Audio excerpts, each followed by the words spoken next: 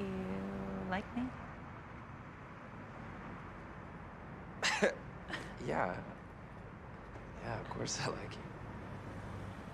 As friends? Right, as friends.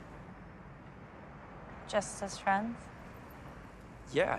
In every man's life, there is a situation where he encounters a girl he likes, but due to one what if, he refuses to tell her how he feels. This what if is what if she says no. This question causes men to suffer, especially when they are young. Fear of completely losing the connection with this person or becoming a subject of mockery in their social circle are the kinds of fears men feel when thinking about confessing to the girl they like. Some people might say that this is a sign of modern men's insecurity, but I think it stems from more of a pessimistic point of view that has been common not only in modern times. You might think this video is about how to not be afraid to talk to women, but struggling to make the first step with women is just a small piece of a much larger and more complex issue, which is what I want to talk about in this video. Boarding with a friend.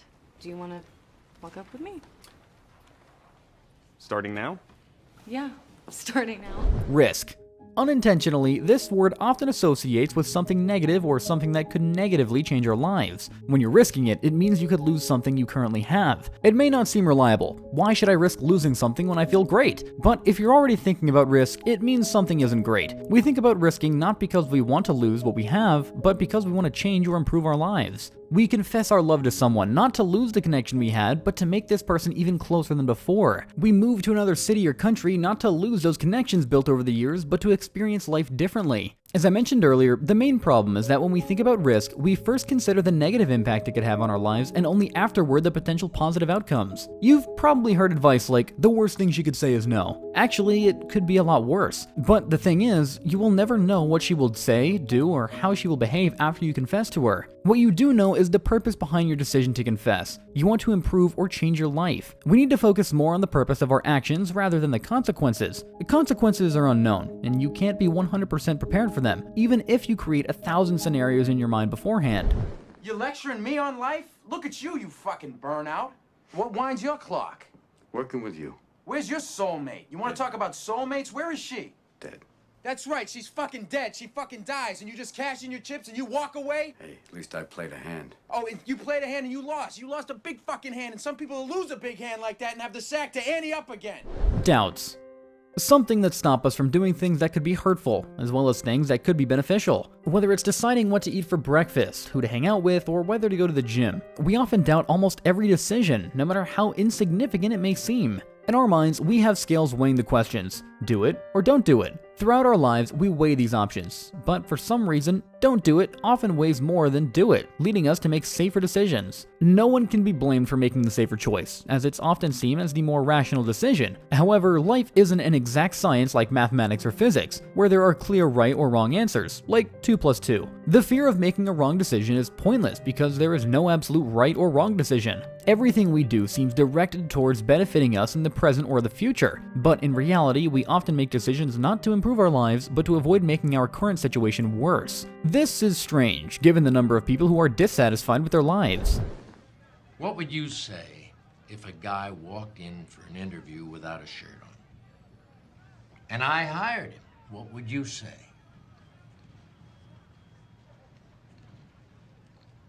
He must have had on some really nice pants. No.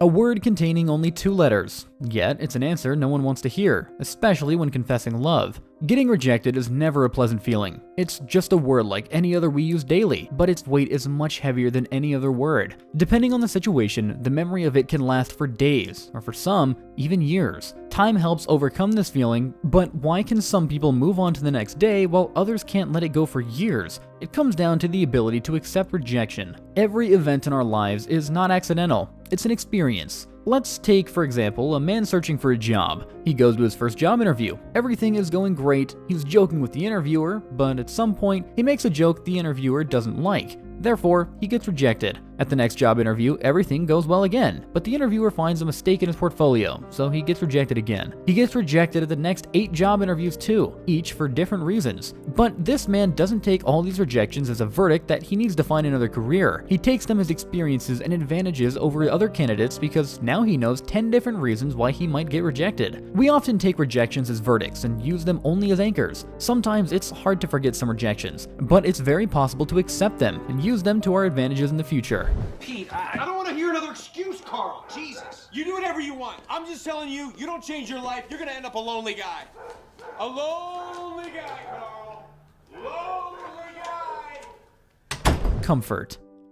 Places we like to go every day, people we enjoy meeting, and routines we've built over the years. All these things are part of our comfort zone, which most of us tend to avoid leaving. The comfort zone is very interesting because, on one hand, we've created an environment where we feel most comfortable. On the other hand, how do we know that the current environment is truly the most comfortable for us? The comfort zone is something that everyone has been able to build, despite how bad the circumstances could have been. The environment where we feel comfortable isn't stable, it's dynamic. For example, at 15 years old, your comfort zone might have been coming home after school and playing video games with friends. At 20, it might have been spending time with your girlfriend. And at 25, it might be sitting alone in your favorite cafe. We might not even notice how our comfort zone changes and adjusts over time. We have our current comfort zones because we've adapted to our circumstances and made the most of them to feel comfortable. However, when there's a chance to leave our comfort zone and find something that could make our lives more comfortable, we often think we won't be able to adapt to new circumstances, fearing we won't find the same level of comfort. The one skill that has been with us since the moment we started existing is adaptation. In earlier human history, people needed to adapt to survive. Now, we have a choice. The main reason people cannot adapt to a new environment is simply that they don't want to. For example, if a girl goes on a first date expecting that the man she will meet cannot be better than her previous partner, it will be very hard for the new man to make her think otherwise. She will constantly compare the best qualities of her previous partner to the new man, not paying enough attention to notice the unique qualities that this man has that her previous one didn't. Each environment is different and has its own pros and cons, but how will you adapt to a new environment depends mostly on your desire to adapt. I got the test back. I'll just lay it out, huh? 6 months. A year if we're lucky. Time. It seems we have plenty of it to do everything we want. If you're not ready to take the next step, it can wait until you are. But in reality, time is limited. We find ourselves in situations where each year seems to go by faster and faster. Everyone realizes this, but no one seems to understand why, so we continue to let it happen. But time passes at the same rate for everyone, but how we perceive it differs. The more entrenched we are in our routines and comfort zones, the faster time seems to go. We know that places we'll see on your way to work, who will be excited to see us at work, and who won't. We even know exactly how much money we'll spend during the day. This predictability makes time seem to fly by. It's nice to be confident about your day and your tomorrow, but it's not the best feeling when it's your birthday and you think, I just celebrated one not so long ago. This is when we realize something isn't right. On one hand, we live a decent life, but on the other, life seems to fly by unnoticed. None of us know how much time we have left, and we even struggle to understand what we want to do with our remaining time. We often put things off, especially those that could change our lives the most, waiting for the best opportunity to act. But we don't understand that it's almost impossible to find the ideal moment to fulfill our dreams or do something we've wanted to do for a long time.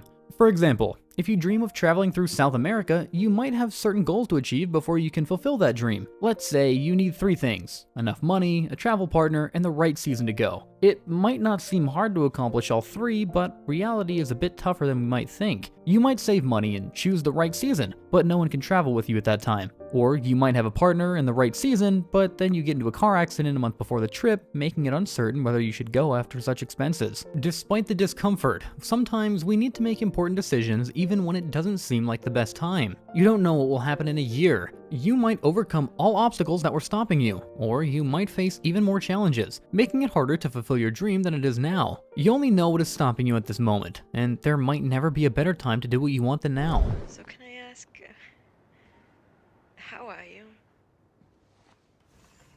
I don't know, how are you? I don't know. We're doing pretty well. I should probably tell you, I'm gonna be, actually, I'm pregnant. Regrets. Probably one of the worst feelings that you can experience. In most situations, it's something that lasts with you for a long time. Regret is something that is created either after a bad event or from an inability to find the strength to make a move. You might think that disappointment after rejection is the worst feeling that you could experience, but the feeling of regret because you didn't even try to check if you were going to be rejected or not is more painful simply because it stays longer. For example, in a situation when you think about confessing to someone with love, you could not experience disappointment if you decided not to confess. But while you try to run from the feeling of being disappointed, disappointed, you, as a result, get yourself into an even worse feeling of being in regret. You will try to give yourself excuses for why you decided not to try, but in reality, you will be just lying to yourself. It's hard to become who you want to be when you're always making safe and right choices. Sometimes it's better to be disappointed in the process of becoming who you want to be than to be delighted in the process of becoming someone you never want to become. So, what if she says yes?